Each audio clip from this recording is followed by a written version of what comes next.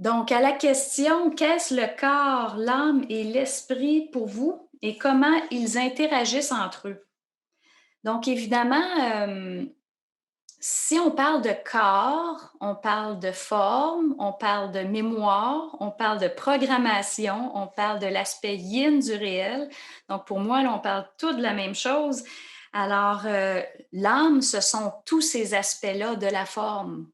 L'âme, c'est de la mémoire, donc le corps, et j'aime mieux dire les corps, font partie de cette structure-là de l'âme qui se manifeste sur toutes sortes de plans de conscience.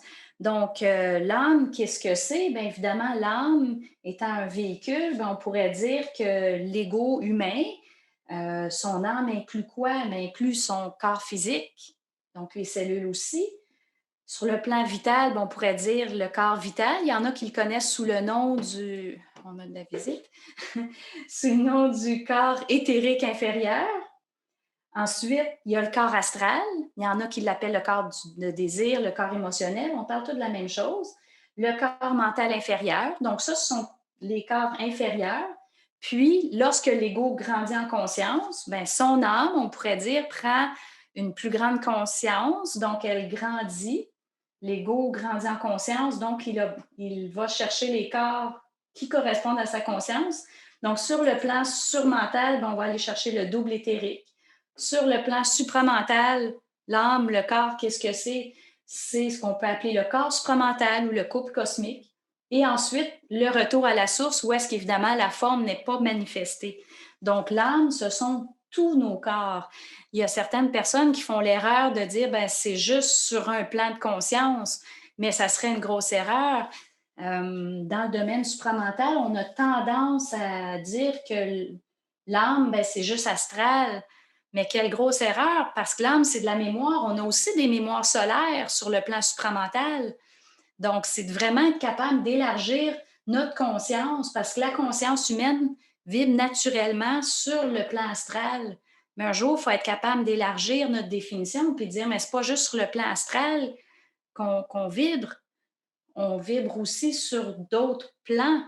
Donc, on a cette capacité-là, justement, d'aller développer des corps supérieurs. Alors, donc, l'âme, c'est sur tous les plans de conscience.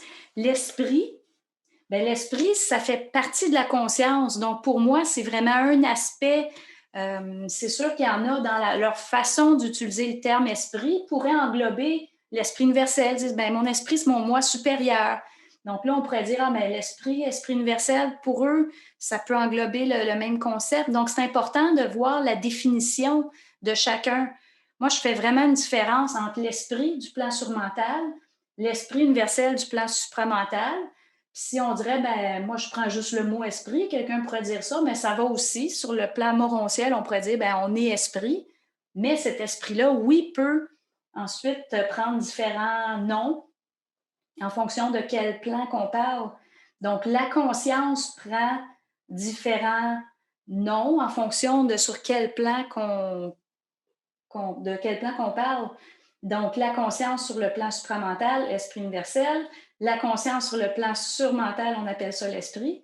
La conscience sur les plans inférieurs de l'être humain, on appelle ça l'ego. Alors, c'est vraiment ça les nuances. Donc, corps, âme, esprit, c'est comme ça vraiment que je les définis.